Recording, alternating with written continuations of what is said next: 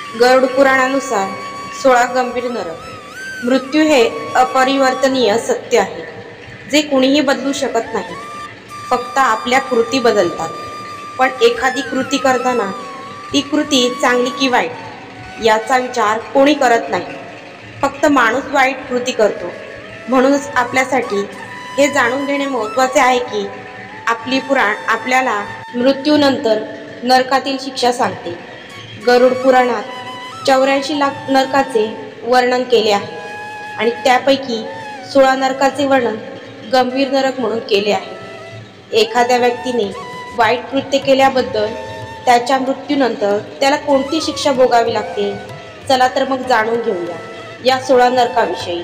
पहिला आहे कुंभीपकम नरक. जे लोक आपल्या स्वार्थासाठी आणि इच्छांसाठी इतर प्राण्यांची हत्या करतात किंवा त्यांची शिकार करतात, त्यांना नरकात आणले जाते. तेथे गरम तेलात उकळून त्यांचा छळ केला जातो. दुसरे आहे तमिश्रम नरक. जे लोक दुसऱ्याची संपत्ती हडप करतात, त्यांच्या आत्म्याला या नरकात कैद करून त्यांना बेशुद्ध होईपर्यंत छळ केला जातो आणि पुन्हा शुद्धीवर आल्यावर शास्त्रानुसार शेवटपर्यंत त्यांना पुन्हा हा छळ केला जातो. जोपर्यंत त्यांना वेदना होत नाही तोपर्यंत त्यांना शिक्षा दिली जाते.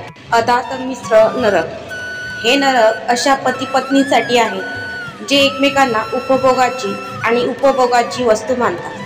केवळ स्वार्थासाठी एकमेकांसोबत राहतात. त्यांना नरकात मारले जाते आणि हे काम वेगाने सुरू होते. चौथा आहे असितपत्रम नरक. बेजबाबदारपणे आणि कर्तव्यापासून पळ काढणाऱ्यावर इथे चाकूने वार करून अत्याचार केले जातात. पाचवा आहे कलमसूत्रम नरक.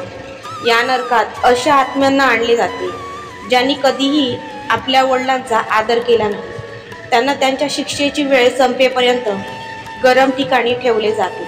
सहावा आहे सुखमुखम नरक.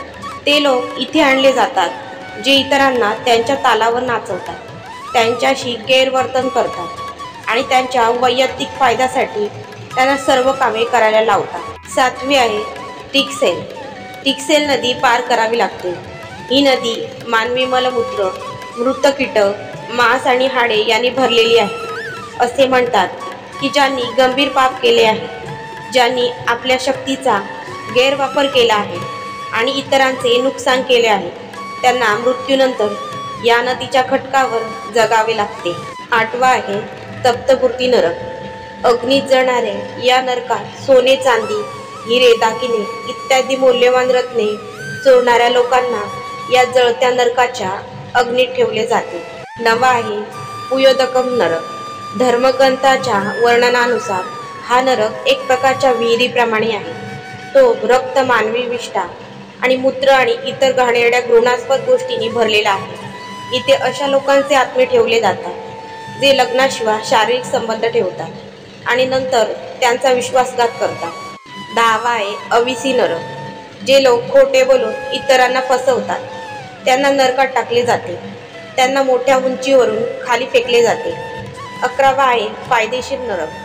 जे इतरांना त्यांच्या इच्छेविरुद्ध शारीरिक संबंध ठेवण्यास भाग पाडतात, त्यांना शिक्षेचा कालावधी संपेपर्यंत नरकाच्या या भयंकर विहिरीत ठेवले जाते. 12वा आहे महावीची नरक. हा नरक रक्त आणि काट्याने भरलेला आहे. या जीवांना काट्याने बांधून त्रास देतात. गायी मारणाऱ्यांना या नरकात ठेवले जाते. 13वा आहे विलापाका नरक.